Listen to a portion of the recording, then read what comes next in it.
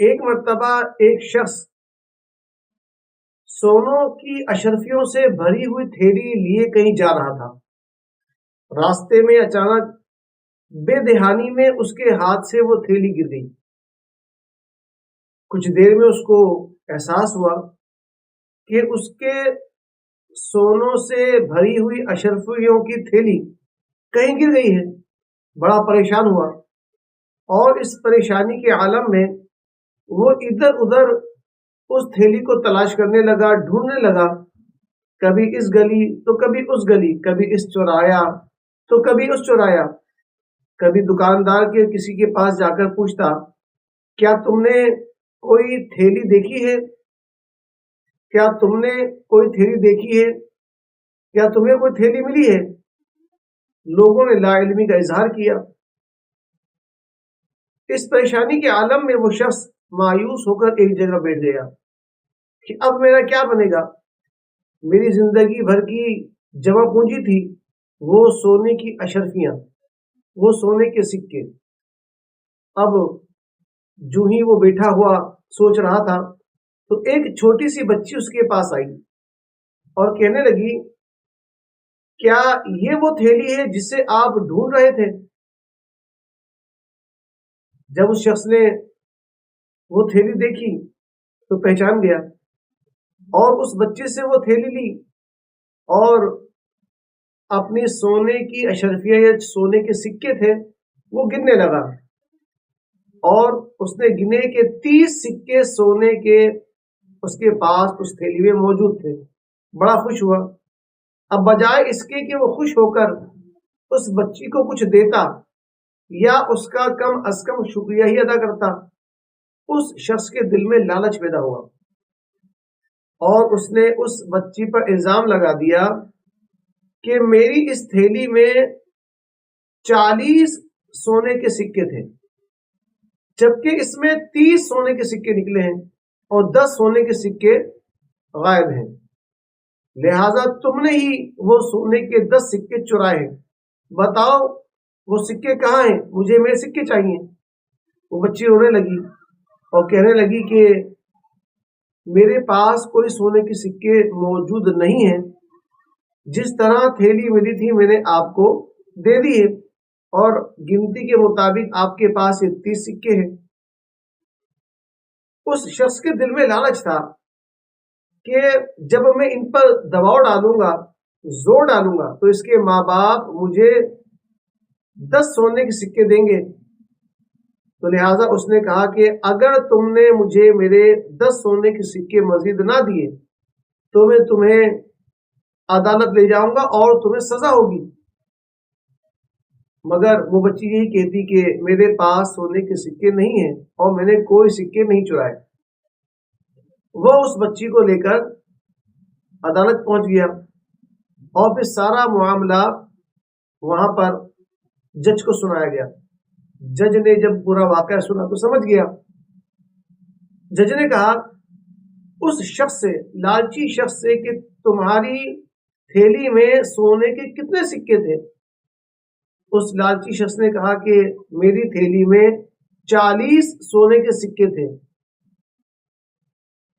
پھر اس بچی سے پوچھا کہ بیٹا تم نے جو تھیلی انہیں دی ہے اس میں کتنے سکے تھے؟ اس بچی نے کہا کہ اس تھیلی میں 30 ہی سونے کے سکے موجود تھے۔ پھر جج نے کہا کہ ٹھیک ہے،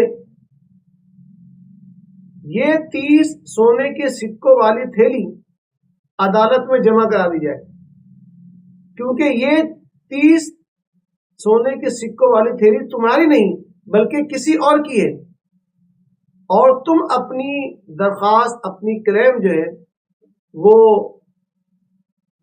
تھانے میں پولیس والوں کے پاس لکھوا دو۔ جب تمہاری وہ 40 سونوں کے سکوں والی تھیلی مل جائے گی تو تمہیں وہ لوٹا دی جائے گی۔ اب اس بچی کو عدالت نے کچھ انعام بھی دیا اور وہ لالچی شخص بیچارہ ہاتھ ملتا رہ گیا، کیونکہ اب وہ 30 سونے کے سکے بھی اس کے ہاتھ سے چلے جا چکے تھے۔ تو یہ معاملہ ہے لالچ کا، کہ لالچ ایک بری بلا ہے۔ انسان جب لالچ کرتا ہے تو اسے اس کا بظاہر نفع حاصل ہو، در حقیقت وہ نقصان اٹھاتا ہے، دنیا میں بھی اور آخرت میں بھی۔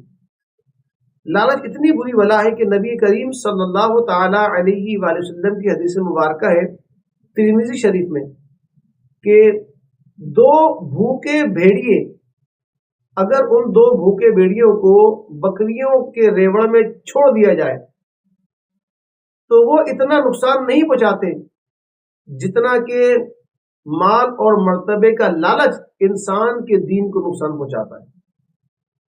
اب دیکھیے، معلوم ہوا کہ لالچ جو ہے وہ چاہے دولت کا ہو، مرتبے کا ہو، طاقت کا ہو، کسی بھی چیز کا جو لالچ ہوتا ہے وہ انسان کے نفع میں نہیں ہوتا بلکہ اس کے نقصان میں ہوتا ہے، اس کے نقصان کا سبب بنتا ہے، اور اسے دین میں بھی نقصان ہوتا ہے، آخرت میں بھی نقصان ہوتا ہے۔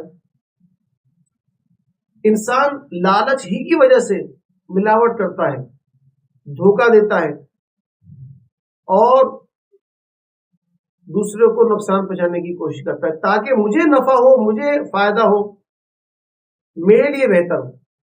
آپ دیکھیں، کھانے پینوں کی چیزوں میں ملاوٹ یہ لالچ کی وجہ سے تو ہے۔